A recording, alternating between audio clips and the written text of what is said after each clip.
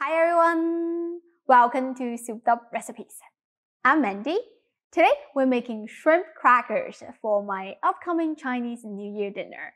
Yes, this year we're going to have a special video to show how I prepare a traditional Chinese New Year dinner, which includes 9 dishes, a rice, a drink, and 2 snacks. The shrimp cracker is one of the snacks. I love it so much because nobody can resist it. You can make it ahead of the time and serve it right away when your guest comes over. Alright, let's get started. You will need 150 grams of peeled and deveined shrimp. Add it to a food processor along with some seasonings.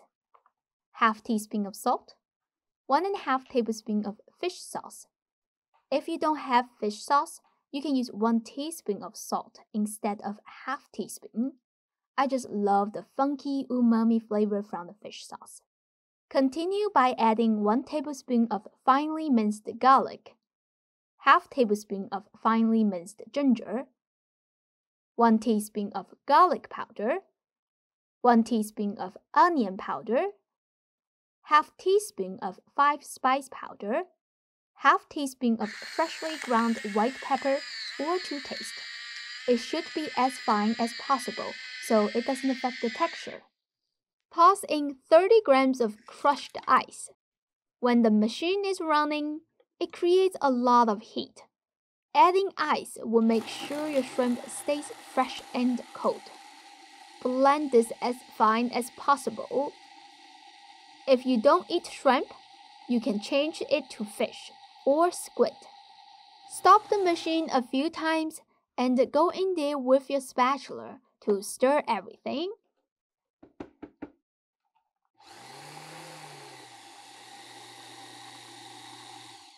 This is the texture that you are looking for, a smooth shrimp paste. Add the tapioca starch in batches. Give it a rough mix.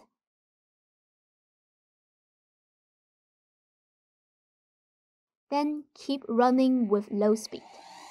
Other types of starch, such as mung bean starch, potato starch, cornstarch, will also work, but tapioca is the best because it contains a higher percentage of amylopectin, which makes your shrimp cracker puff up bigger.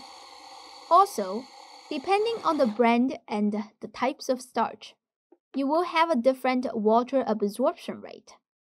The measurement that I gave is for reference. You should adjust the water amount depending on your situation. Soon, all the flour will form into a dough. Let's check. If it sticks to your hand, you can add a little bit more starch and continue to mix. If it is non-stick like that, you can transfer everything onto a working surface. Shape it into a long, even, smooth log. Cut the log into 2 manageable pieces.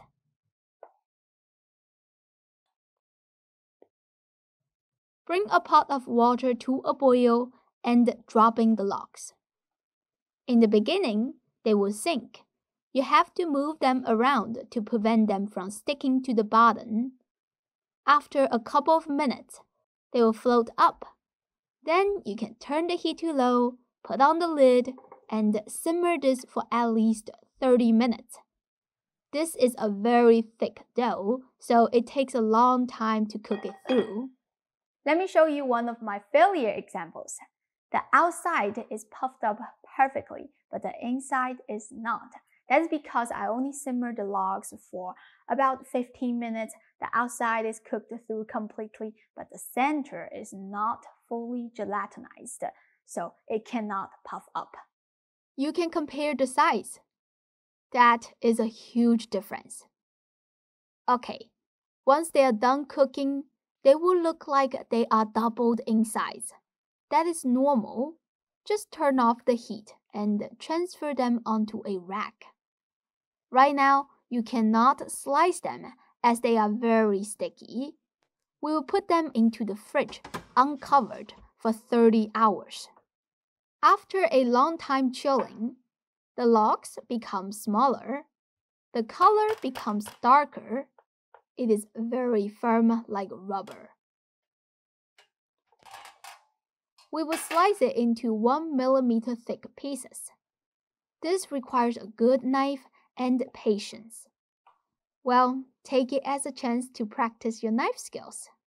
You could use a slicer if your slicer can do 1 millimeter thick cut. Do not cut it too thick, otherwise the crackers will be chewy and tough. These shrimp tapioca slices need to be fully dehydrated.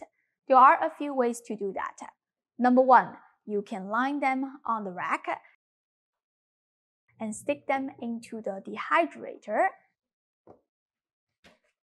Set the temperature at 120 degrees Fahrenheit and dehydrate for 4 to 5 hours. Number 2, you can stick them into the oven and set the temperature at the lowest possible. It should be below 150 degrees Fahrenheit. If your oven's minimum temperature cannot go down to 150, you can use a tool to prop the oven door to keep it slightly open so the extra temperature inside is lower. The oven dehydration method will be a lot faster, like 3 to 4 hours. Method number 3, if you don't have a dehydrator or an oven, you can place the shrimp crackers under the ceiling fan overnight. Alright, I'll show you how they look after they are done. Once they are dehydrated, they will be much smaller and they feel like plastic now. Next step is to deep fry them. Bring the oil to 400 degrees Fahrenheit and drop in 8 to 10 slices of shrimp crackers. They should puff up in just 2 seconds. If yours take longer than 2 seconds, that means either you slice them too thick or the oil's temperature is too low. Fish them out and shake off the excess oil. Continue to fry the next batch. I love doing this. It is so satisfying to watch them blossom.